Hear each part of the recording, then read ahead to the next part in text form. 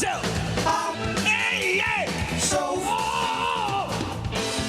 Hot Stove brought to you by Tire Depot. That's right, my buddy Tony, just off Route 6 in Bristol, and his team of experts over at Tire Depot. They've got the tire to fit whatever needs you have. Cooper Tires, Michelin, BF Goodrich, Hankook, and more. You can always find them at Tire Depot, just off Route 6 in Bristol, behind Betting Barn. TireDepotCT.com. Yes, Jose Altuves is... he's my favorite. He's very happy with his new extension, and I was watching some of the social media yesterday after this happened, and yes, he will make $125 million from 2025 to 2029, making him the first ever $300 million second baseman in the history of Major League Baseball. And that's money earned because, obviously, it's guaranteed, and they'll pay him till he's 39. Wow. I was honestly looking that up as you were telling me that stat because I was just thinking in my head, like, how much money has this dude made as a lot. 4'5" second baseman in Major League Baseball? Yeah, he has amassed such a career with his small stature. Now, I would say $150 million of that $300 million is a little fabricated. But it is what it is. It is what it is. Until commissioners start voiding or vacating some of these statistics, I have to go with them. And I don't understand, how you could keep some guys out of the Hall of Fame if you never, vacated or voided any of their accomplishments. And listen, that was much to my chagrin because – you passed Babe Ruth's accomplishments and Willie Mays' accomplishments and Mickey Mantle's and, went into the 600 home run clubs or 700 home run clubs and passed, obviously, one of my favorites of all time, Hank Aaron. Yep. So this cat, to continually, compare him to the greats as far as forget the salary, I mean, that's the problem that I have. It's you can't separate the good from the bad, the cheater from the maybe cheater, the enhanced from the unenhanced. And so, I will go with the way baseball is right now until I'm told to do differently and just say, listen, statistically, you can't argue that he's not one of the best of all time. If Gary Sheffield doesn't get in the Hall of Fame, which I know he's probably going to get voted in by the Veterans Committee, if you're holding out so many of the, Clemens and Bonds, just throw those two guys out there. Pete Rose, your buddy Pete. If you're holding out these three, you better not put these guys in. And it's going to be tough to separate because we got our friend George Springer who's a part of this. Not kinda, not really, but is.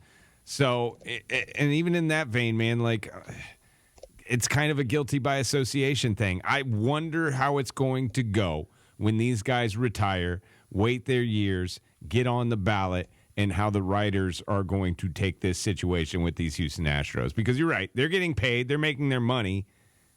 But if we let them, the trash can bangers, the buzzer wearers, true cheaters, if we let them in the Hall of Fame, dude, I mean, come on. Well, we've discussed this many times on the show on the topic, and let's take Altuve out of the equation. There's already players in the Hall of Fame that use performance-enhancing drugs. Yeah. I know it. You know it. Some voters don't want to believe it, and fans certainly don't want to believe it if it might be, a whisper of their favorite player, but it's the truth. And, to my problem with it is let the fans, because it is a museum, decide for themselves where you want to put these people. So my problem is that, in possibly 20 years from now, I might not even be here anymore. But these voters are young and they don't watch as much baseball as guys used to watch. And so they've got more of a statistical view of these situations than, the eyeball test. And that's another issue. So a lot of people don't even start watching baseball, just like basketball or football, till the postseason. They don't really pay attention. And since this guy has spent a lot of time in the public eye, in the postseason, won multiple championships, they will judge him more on that than harshly on what he might have done off the field or what they did when they were cheating with the trash canning and the technology to know what pitch was coming and things like that. So that's, and some of these people are fine with that too. Some of these people are like, well, that was just the technology of the time, and you played in the time when they were using they're still using steroids, people. Don't be naive. And they're using, enhancements in different ways than we can't even think of right now. And that's going to be the way of the future. So, to me, to not have like Barry Bonds and Roger Clemens and Pete Rose and Gary Sheffield, Kurt Schilling, some of the greatest players that ever played, Andy Pettit. I was hearing somebody else talk about a certain pitcher that just is now on the, Hall of Fame watch, and I'm like, it's a joke. You've made this museum into a joke instead of what it should be, that from a period of point A to point B, who are the best players? Who are seen as the best players even by their peers. And it shouldn't even come down to the Veterans Committee, because if you heard Kevin Kernan or Bob Nightingale talk about this, and I feel the same way, I think the Veterans Committee is more difficult to get through than the writers. I think sometimes these guys have put 0 people in, have said, you know what, we feel that they're tainted this way or that way, or we just don't think they're up to snuff. And they don't advance them into the Hall of Fame because they're it's a snobbery on their part. So, the way I look at it, I think once you don't get voted in by the writers, I think your chances go down. Yeah. The biggest quote of the week in Major League Baseball, I don't care what's going to be said after this in the next couple of days, it's going to be hard to top Miss Carolyn Goodman, the mayor of Las Vegas, who came out yesterday and she told Front Office Sports Today podcast, quote, I personally think the A's have got to figure out a way to stay in Oakland to make their dreams come true. Another quote in that podcast, excited, because it's kind of mixed messages too. Right. Excited about the prospect of a Major League Baseball team. Should that fail, where they don't go to the Oakland A's, or to Oakland, Las Vegas has shown that it's a spectacular market for major sports franchises. There's a lot of questions about whether that's going to fit. And that's the quotes from Goodman yesterday. It does not sound like the mayor of Las Vegas is a big fan of Oakland A's moving to her town. Well, she's a jabroni, just like her ex-husband or her husband, who's the former mayor of Vegas. So what? I don't trust any politicians, and nor do I care what she has to say. So he was mayor? Yeah. And then former mayor Oscar Goodman. What? Yeah. Only in Vegas. Only in Vegas. So, listen, it's good for Vegas. It's bad for Oakland. We all agree with that. But you had 20 years to settle this. And eventually, even the commissioner, as much as I dislike him, had to come to the conclusion we need to move. Now, whether it's Vegas or Nashville, I feel they could take a team. I know Cincinnati right now is trying to get an NHL team, and their commissioner thinks that can happen, because I used to have season tickets to the minor leagues when I lived in Cincinnati there, and it's great. It's a fantastic city for hockey. So you have to try to get teams to a place where, A, they'll be appreciated, B, they'll be supported, but they're going to bring so much revenue in, just like the Raiders do, just like the hockey team does. So when you're looking at this, just look at it financially, what a benefit it is for the community. So, just because she has personal views, because she thinks another city is getting screwed over, I don't agree with that. Oakland has had forever to change this. The A's have been waiting patiently, and finally they're like, listen, we've run out of negotiations. We have to move on. And now you're going to rip into the A's again and say they should stay in Oakland? That's just insane. There's a lot I don't like about this transition, this move. First and foremost, the timing. Like, this ballpark, they haven't blown up the Tropicana yet. That's going to be a huge project. They haven't built anything. 2028 season is what we're looking for the Oakland A's to go to Vegas. We've been talking about it since 2018. That's a 10-year process. They spent a miserable season in Oakland last year with a Triple-A franchise. And the only time they got fans in the stands, they were haters. And that's going to be all year this year. Could be next year. They're going to what? Was it San Jose the year after that? Maybe a college after that? Like, not only does the Oakland City have a plan but doesn't know how they're going to finance it, or the ownership of the actual team? The ownership of the A's doesn't have much of a plan to get back to business anytime soon. They're in a big-time holding pattern. And the biggest thing that I don't like for Vegas community is that this is publicly financed. I know they're going to make money off of it. The casinos are going to have some kind of influx in the summer with 82 or 81 home games there right next to the Luxor and the end of the Las Vegas Strip. But I just wish that people that lived in the city that actually pay taxes to the city, and I say this for all cities, not Vegas, if it's going to be a publicly funded situation, they should get some kind of break, kickback, some kind of actual money in their pocket from putting up the publicly funded money to get it started. Agreed. Listen, the Marlins got screwed. I never heard anybody complain about that deal. Yeah. They brought in a good team for a year. Yep. Got the $1 billion stadium built.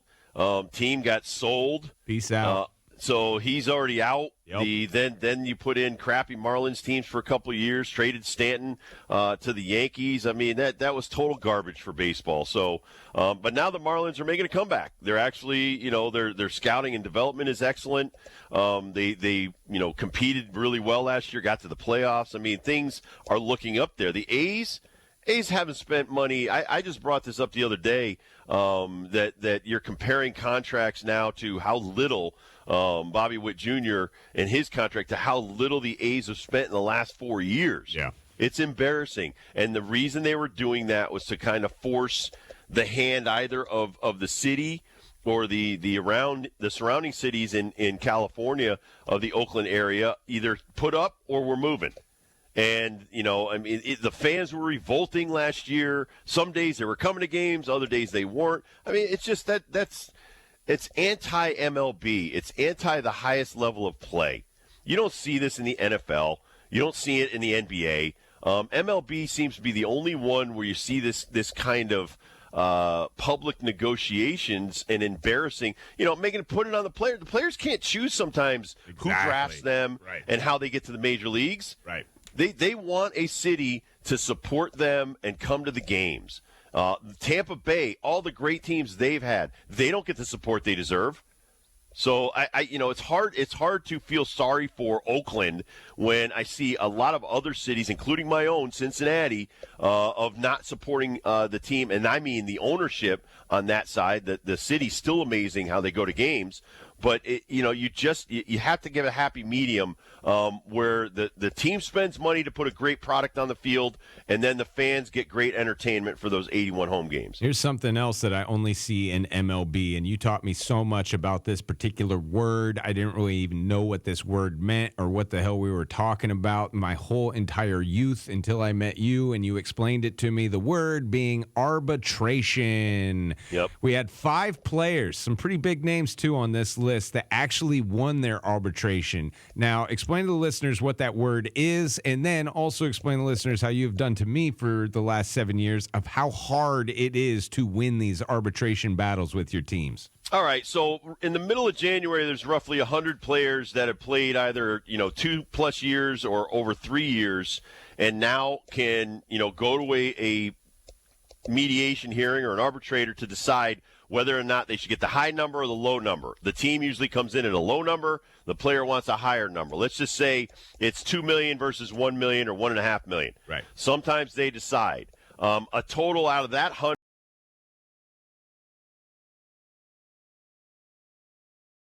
And had not signed outside of the arbitration hearing. So those 23 players, I'll give you an example. Devin Williams was not one of them because he exchanged numbers. He was looking for $10.5 million. The Brewers were coming back. They ended up signing a new deal somewhere in between that, so he didn't have to go to arbitration. Arbitration is not a good science for the players. Historically, the owners have a 60-40 of being victorious in arbitration.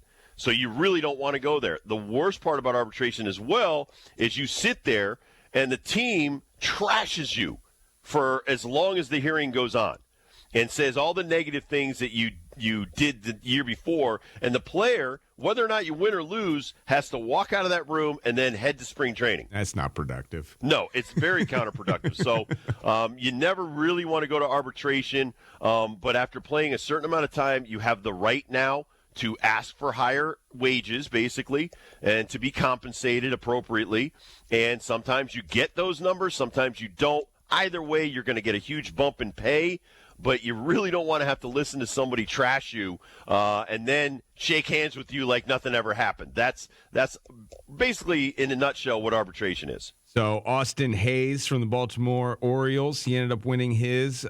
Jacob Webb of Los Angeles Angels, along with outfielder Taylor Ward, the Houston pitcher Mauricio Dubon, and also New York Mets reliever Phil Bickford, a friend of yours. Phil was the kid that I coached. I know. Yay. He's back, man. They all won their arbitration, which is, nice. I would say, a great sign for the Players Association. Absolutely. And the thing is, listen, you can get arbitrators that both sides have to agree on, the Players Association and the owners. But you could get guys that are on this list that know nothing about baseball. I'll give you an example. Benito Santiago, one of the greatest catchers of my era, goes into arbitration, and the first question from the arbitrator is, what arm do you throw with? Okay? And so that happens, and then you probably know how that's going to shake out for you. But sometimes that person may rule in your favor when the positive and the negatives don't match up, and they don't believe the owner's side of the story. So, but good for those players. Yeah. That honestly, if I knew that happened already and I'm going in there next, I'd be scared to death because things can go. The next 5 guys all lose. And you don't want to be one of those 5 guys that doesn't get the high number. Yeah, they got to even it up, man. Absolutely. All right, we'll take a quick break. We'll come back. We got more to come on the Rob Dibble Show with Ben Darnell in your afternoon drive. Kurt Kaplan on the ones and twos. Thanks for listening to us. We'll have Dibbles and Bits next on your afternoon.